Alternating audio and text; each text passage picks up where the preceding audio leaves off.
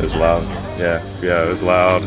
Really exciting getting into that game, feeling the energy, and I got the natural energy just to own in the game, being a player and feeling it. But having all those fans behind you is a special feeling. You're able to really take it all in and absorb just the entire experience from your teammates, the bullpen, to your interaction.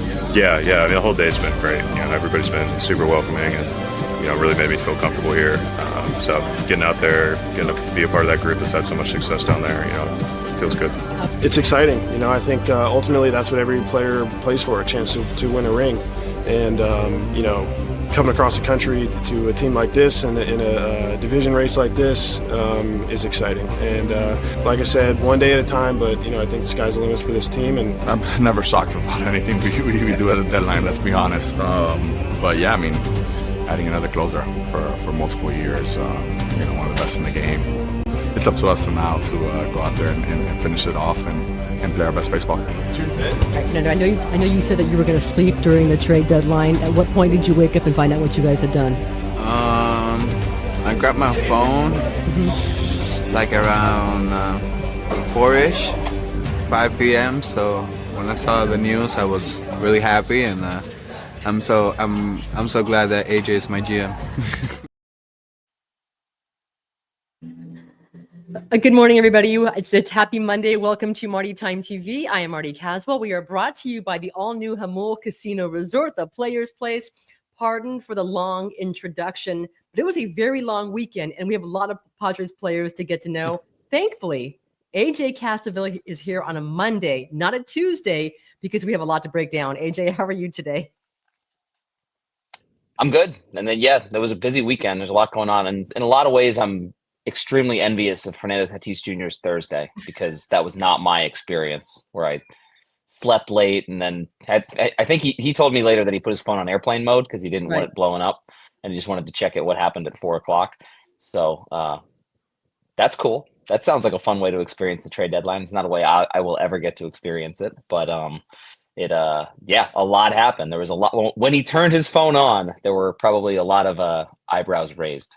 I would imagine. Listen, the last time that you and I talked, just over a week ago, a couple of days before the deadline, you said you would be shocked, absolutely shocked, if the Padres didn't add 2 bats. They ended up adding more than that, and they seemingly upgraded every single flaw they had on this team. Let's go ahead and start. What surprised you the most about what the Padres did?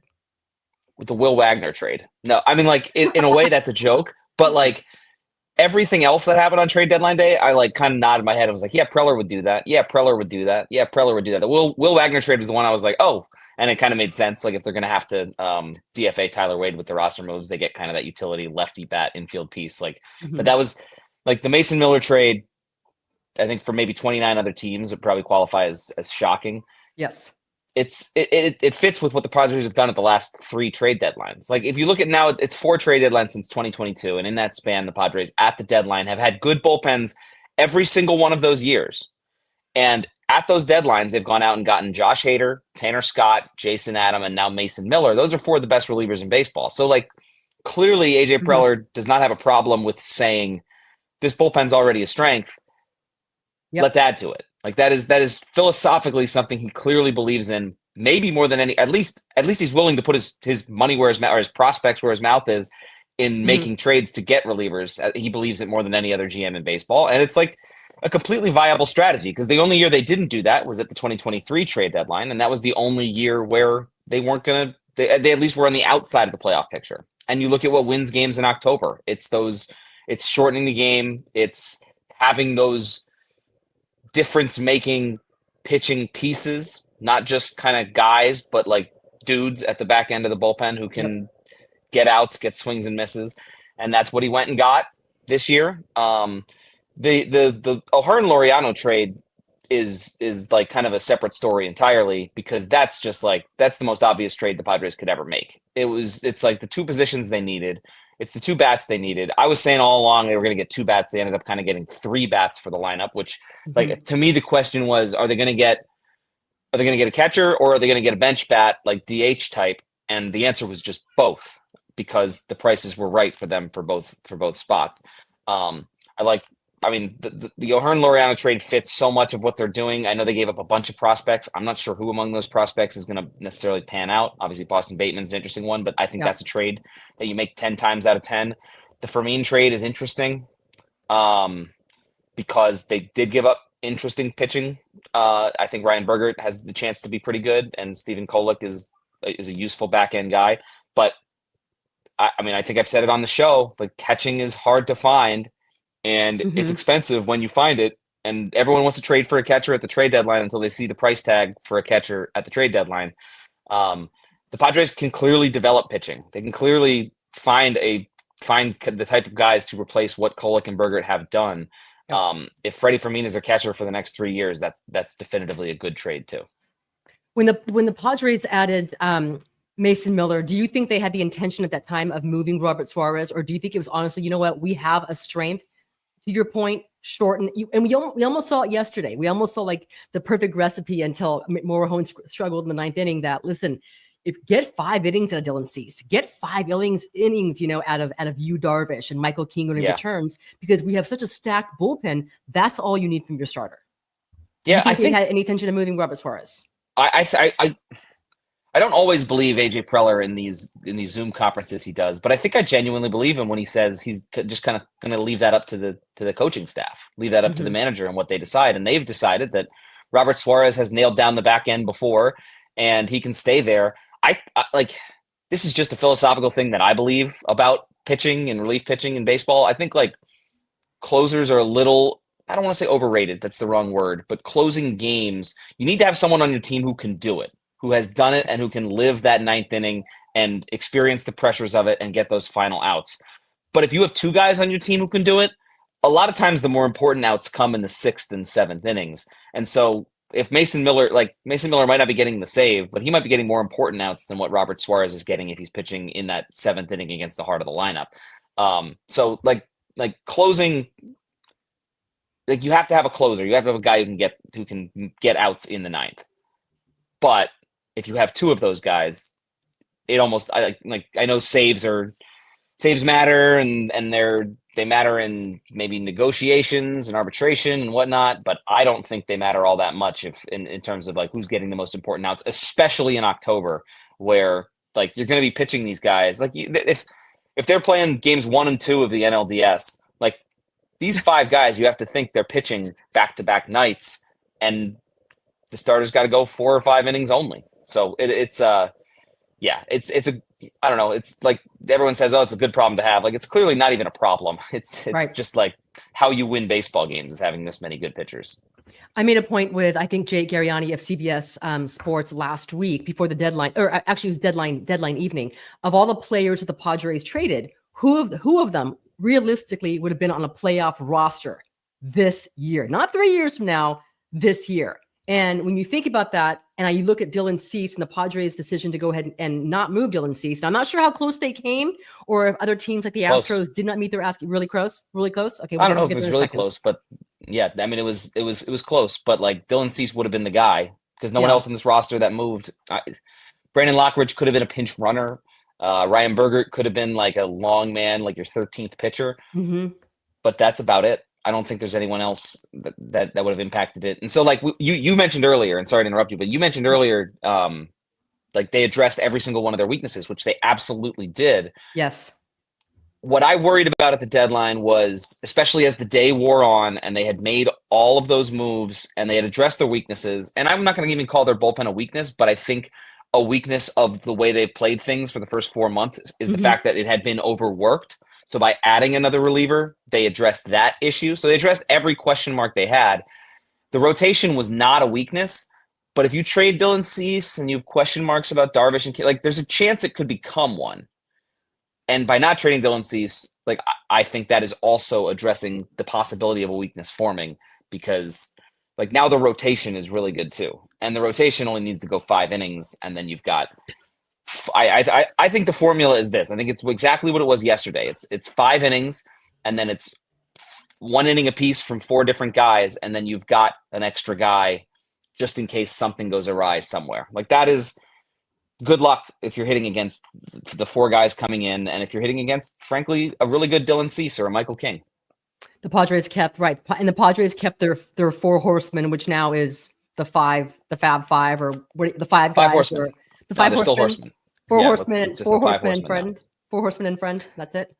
And the thing is, in the Padres, and again, AJ Preller, you're thinking about this year. You're also thinking about next year. You also addressed some issues you're going to have next season. You're starting pitching, JP Sears, and most likely your closer of the future in Mason Miller. How close do the Padres come to moving Dylan Cease? Like, do you think a deal was like right there and they just backed out? I think that was the thing that was most. I don't know how close it was. I don't know the specifics of what they were offered, but I know that was the thing that some people in the front office felt was most discussed. Like, they had settled on the fact that they had these options for trades. They had they were going to get, like, they were going to give up what, like, once you decide you're going to trade Leo DeVries, you're going to get a Mason Miller type. Like, Leo DeVries is one of the best prospects in baseball. Yeah.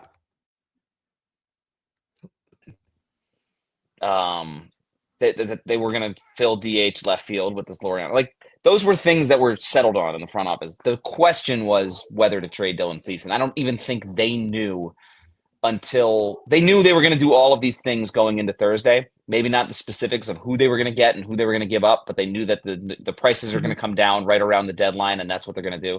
They did not know going into Thursday whether they were going to keep Dylan Cease. That was going to come down to whether they were offered enough by the Astros or whoever else. And ultimately, I think they set their price tag high because they're a contender right now and Dylan Cease can help them, and no one met that price tag.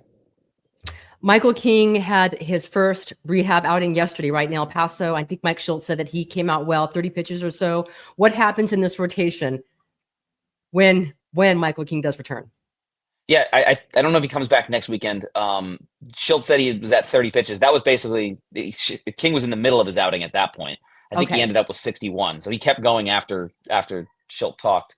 So he ended up at 61, which lines up to me like potentially next weekend against Boston. Now, I think he gave up 5 runs. I haven't had a chance to watch like the specifics of what happened. I know pitching in Round Rock is a little bit different than pitching in a big league city, in a big league stadium, and B, like, Michael King is not necessarily pitching to get outs in those spots. He's pitching to throw all his pitches against big league hitters.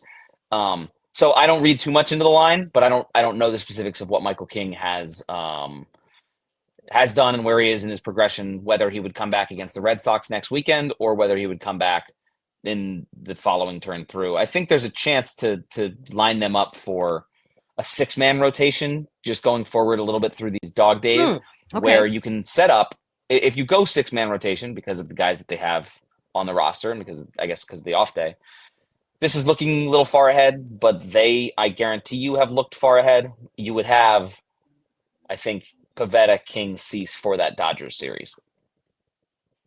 Let me write that down again. Pivetta, King, Cease. And that's only if they go with the 6-man rotation. I know Nestor Cortez is now scheduled to go Wednesday. That's been confirmed. So in theory, that could line up Pivetta, King, Cease for this weekend. And then if you go with a 6-man rotation, you get the 3 other guys going in San Francisco. And then you have Pivetta, King, Cease going again for the Dodgers series, which they can downplay all they want. They're all important, but not anymore. Like this is doubly important because it's a 0-sum game. The Padres want to win the division. The Dodgers want to win the division. And only one of them can do that. Right now, because listen, Mike Schultz can go ahead and downplay it all he wants to, but we don't have to do it. The Padres fans who are watching, they don't have to do that. Go ahead and right now compare these two teams, the Padres and the Dodgers. In which area did the Padres improve versus what the Dodgers currently have? And I know the Dodgers are getting some pieces back. They just got Blake Snell back. He had a dominant outing for them over the weekend. So, but in which area, and I think I know the answer, are the Padres better right now than the Dodgers? Well, their bullpen is better, but their bullpen might have been better before. I think the area that improved the most in relation to like good quality October winning baseball is the bottom of the lineup and the bench and the depth that you need. Because it's laughable how much better it is than what it was. Like the upgrade from Trenton Brooks to Ryan O'Hearn is insane. The upgrade from Martin Maldonado to Freddie Fermin is pretty clear too, both offensively and defensively. And I know Maldonado helped with the pitching staff a lot, but like Freddie Fermin's a really useful player behind the plate who can hit a little bit offensively. So like that's the bottom of the lineup. We saw it on Sunday. it was terrible for 4 months. It was the worst bottom third of the lineup in baseball. They got the worst OPS, the worst production from those bottom three. And then on Sunday, the second day that all those guys are together in the lineup, Cronenworth homers, Laureano homers, Freddie Fermin goes 2 for 3 with a walk. Gavin Sheets is just sitting there on the bench just in case you need him. Like it's so much better offensively than what it was. And I looked at the offense for the first 4 months and said, this team clearly needs a bat. It needs 2 bats. I don't know which one the other, whether it's catcher or bench. And then went out and got 3 bats, and they're all starting bats, pushing Gavin Sheets to the bench. It's better than I think offensively. It's better. It's a better upgrade than I was expecting. A lot of upgrades. It's a better upgrade than what I could have envisioned before the deadline. No, I don't know that anything will ever replicate the sort of buzz that the Padres created in 2022, the Juan Soto trade, getting Josh Hader. That was absolute madness. But in some ways, and again, it's still early right now, only August 4th. Padres are 62 and 50, a lot of baseball left. But I just feel like this is going to be they're going to get better results. This is a better team. They have addressed everything on this team. Do you feel like, are the Padres better suited now to make a deeper run than they were back then, or is it just a little bit different? I think they're better suited now. I think the roster is deeper, the bullpen's deeper. They have Fernando Tatis Jr. compared to that 2022 team, which did not. True. So like the 2022 deadline, I was debating this a little bit with a couple people, like which deadline was the craziest. I think it was clearly 2022. My opinion might be skewed on that a little because they played a doubleheader that day. So I also had to cover 2 games. So it really felt insane. It was nice to have an off day this year for the trade deadline. But it was clearly 2022 in terms of the caliber of players they got. But that was a mediocre team becoming a pretty good team. This to me was a pretty good team, or a good team, like a playoff caliber team becoming a World Series caliber team. And that's what this roster is right now. That's what their goals, that's what their objectives should be. The playoffs are weird, but like they should legitimately feel confident that they can win the NL West. It's going to probably come down to those games against the Dodgers the rest of this month. PitchCom has changed everything, but how much do you think of an adjustment is going to be for Freddie Fermin? And he's going to be your full-time catcher, right? You're not talking mostly platoon with Diaz at this point, are you? Yeah, Diaz has caught Pivetta this season, and Pivetta's obviously been awesome, and so I wouldn't be surprised to see Diaz continuing to catch Pivetta. Okay. I think maybe one other, maybe it's a 60-40, 70-30 split, like that kind of thing, just because catching is like, especially if you're easing Fermin in and you want to kind of teach him the staff. But I would expect Fermin to catch every big game minus the Pivetta starts. And that's ultimately what matters. He's the guy. And I've heard just unbelievable things about his makeup and kind of his acumen for learning guys. And just for learning in general from people who work with him with the Royals. So he's the guy. He's the guy behind the plate. It's very difficult to learn a pitching staff in season. He seems to be the type of person, and the Padres have a very good staff that works with the catchers, staff that works with the pitchers, a very good bunch of resources for him to pull from to go about doing that. AJ, a couple of weeks ago, you and I were talking about when they played the Washington Nationals, we had to revisit the Juan Soto trade a couple of times. And you said then, and I agreed with you, that the Padres did not lose that trade because it set up, honestly, a different playoff window. The return they got, which led them to the playoffs. I'm not sure if we're talking about Leo DeVries in a couple of years. Maybe we will. Who knows? Somebody will. I think we will. He's awesome. How shocking was – okay, again – no one's shocked by anything that AJ Preller does, but he's going for it right now. This is about, to me, a playoff window for this year with the players they do have, right? The Michael Kings, Dylan Cease, who's still here, Manny Machado in his prime. How are you surprised at all by that? Was that the right decision? A little bit. Like I'm not surprised by anything Preller does, as you said, as Manny said. Like I'm not surprised by anything, but there was a time when Leo DeVries was untouchable.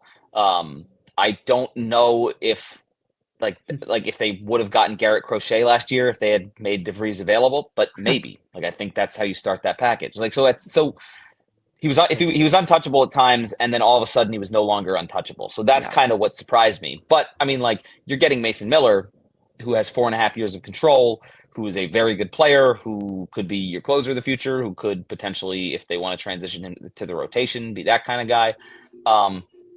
I think the entire Padres deadline, if you're looking at it on the whole, was a clear success. They got a lot better, and they gave up their best prospect, and then I don't think a whole lot else. Like they gave up a lot else, but like in terms of impact guys, he's the guy that you give up. If I'm just looking at the Leo DeVries, Mason Miller trade in a vacuum, like only that trade, that one, like the Padres need to win. If they don't win, that trade will come back to bite them maybe a little more than the Juan Soto James Wood trade, because I think you can justify getting Juan Soto. And this is not me like trying to pour cold water on what the Padres did at the deadline. They're a very good team now that can win. But you're getting Juan Soto in that instance, who impacts every single game every day. Like you can make an argument that the Padres roster is World Series caliber without Mason Miller, and then they have Leo DeVries, one of the best prospects in baseball, coming up. Now, it's a lot better with Mason Miller if you make all those moves. Like I think the Mason Miller DeVries trade would have been bad. It would have been very bad if it was the only trade the Padres made, because then they wouldn't have had this World Series caliber roster that Mason Miller now gets to that next step. But because they have this roster that's as good as it is and is as close as it is, and you add a guy like Mason Miller who is important, like a very important piece at the back end of that bullpen for a team that's trying to win, then you can justify trading Leo DeVries. It's still, if they don't win, probably going to hurt. And if they do win, they're not going to care if Leo DeVries is a 6-time All-Star. If you're AJ Preller, what is considered a successful season in 2025? After all these moves, your window of winning, you had a chance to go ahead and move some impact guys, Dylan Cease, Robert Suarez. What do you think is considered successful for Preller? And I just have such a hard time. I have such a hard time judging on playoff results in small series. So what I'll say is winning the West is a successful season. Okay. Like this team is as good as the Dodgers. They're 3 games behind the Dodgers, but they play the Dodgers 6 times. They can and should win the West, and they should look at that as the barometer for what a successful season is. Then they'll get to the playoffs, and weird things can happen in the playoffs. So I don't want to say like it's World Series or bust, but like they should be favored in a lot of these playoff series. So what I'll say is winning the West and winning a playoff series. So maybe NLCS. From there, they shouldn't. Like I think they got to the NLCS in 2022 and were maybe a little bit surprised to be there. They shouldn't be surprised this year. Like that should be where they expect to be. But in terms of like grading a successful season, I'm going just winning the West. The Padres haven't won the division in 19 years. This is the team that's best equipped to do it. That's only 3 games back. AJ, in closing, this is the thing that's remarkable to me. Okay. We've spent so much time talking about, wow, your best option is Trenton Brooks pinch hitting for Martin Maldonado with a tying and go ahead runs on base, and he grounds out, and that's how the season's going to end. They have Gavin Sheets on the bench. Gavin Sheets has the 2nd most home runs on this team, and he can't get into a game. Like that to me it's just remarkable how much they strengthen their entire team, their bench, and Gavin Sheets, who's helped carry this team at times, cannot get a net bat for the San Diego Padres. Yeah, and he hasn't gotten that bat this weekend. But there were 2 or 3 times where I thought, oh, maybe they could use Gavin Sheets here. And I really think that like Mike Schilt wasn't pinch hitting for Freddie Fermin and Ramon Laureano in their first day on the job. Granted, and also the Padres were ahead in those spots. So but there will be times for Gavin Sheets to be used, and that is a extremely useful weapon. He's not wasting away on the bench. He's going to make an impact at some point, coming off the bench to pinch hit for one of those 2 guys at the bottom of the lineup in a big spot against a right-handed reliever. We're 25 minutes in, and we haven't spent any time talking about Manny Machado or Fernando Tatis or Jackson Merrill and their ability to go ahead and carry this team, because right now they have strengthened their lineup 1 through 9. As Jake Cronenworth said yesterday in postgame, that man, there isn't an easy out 1 through 9, and that also includes the bench. This is a different Padres team. All right, complete the sentence. The last thing, AJ Cassavell, for the Padres to win the NL West, blank, what has to happen? Michael King and Yu Darvish have to be. They don't have to be dominant. They don't have to be like the best versions of themselves, but they have to be healthy and they have to be pretty good, because there still are some questions in the rotation. The bullpen is going to be awesome. The offense is going to be really good in its spots. They can't drop a game or two here and there if those guys are getting acclimated. I think they can win the NL West, but it's an uphill battle because, I mean, frankly, like, because this roster wasn't what it was for the first 4 months. Like, they fell a couple games behind because in big spots they were pinch hitting with Tyler Wade or Trenton Brooks. Mm-hmm. They are not doing that anymore, but though that might be the 2 or 3 games they set themselves back. So they no margin for error. They need Michael King to come back and be good, and they need Yu Darvish to continue to be good like he was in his last start. It's going to be a fun couple months for this Padres season. 3 with Arizona, who they were sellers. The Boston Red Sox, the Giants, who were a disaster. They're also sellers. And then get your calendars ready, because I know Mike Schilt has, whether he will admit to it or not, Dodgers, Padres. That's the battle for the West really starts on August 15th. AJ Cassavell, you are the best. Thank you so much for joining me. Have a wonderful week, you and Carlo and Emily, and we will talk. I'll see you next week, and we will talk again next week. Thanks, AJ. All right, thanks, Marty. You. See you then. That was AJ Cassavell. We are brought to you by the all-new Hamul Casino Resort, the Players Place. Have a wonderful day, everybody. Man, what a fun weekend it was, and what a fun stretch it's going to be watching the San Diego Padres. All right, guys. Again, thank you, Hamul. We will talk to you tomorrow. Have a wonderful day. Like, you were able to tune it out as part of the business, but knowing you're here, does that give you like a boost knowing that you kind of get to finish what you started this year in San Diego? Yeah, I really just want to contribute and I want to win. So that's all that's all I'm focused on right now. Knowing that, like, you have 2 more months, maybe 3 more months, Yeah. kind of like the results were what you wanted in the first part of the season. Like, you feel like you can turn this thing around in a big way in terms of what your season has been? Yeah, I'm excited. Like I said, I really just want to contribute. We have a great team. I mean, we feel good about ourselves, and I want to be a part of it. I feel like we have the opportunity to do damage every single inning. It doesn't matter where we are in the lineup. So that's pretty exciting. How happy you that the Padres did not trade Dylan Cease. Oh man, so glad. So glad. I think all of us are very, very, very happy, except Gavin. Except for Gavin. Just kidding. But no, we're all happy. And, he's a great guy overall, so it's just exciting to have him here. So. You don't ever lack for confidence, energy, or anything else, but how much did all these moves invigorate this entire clubhouse, including you? Yeah, you definitely feel it. You walk in that day, and it was just like everybody wanted to meet each other. Everybody kind of got here early and was ready to get along and move forward. That's what we're doing.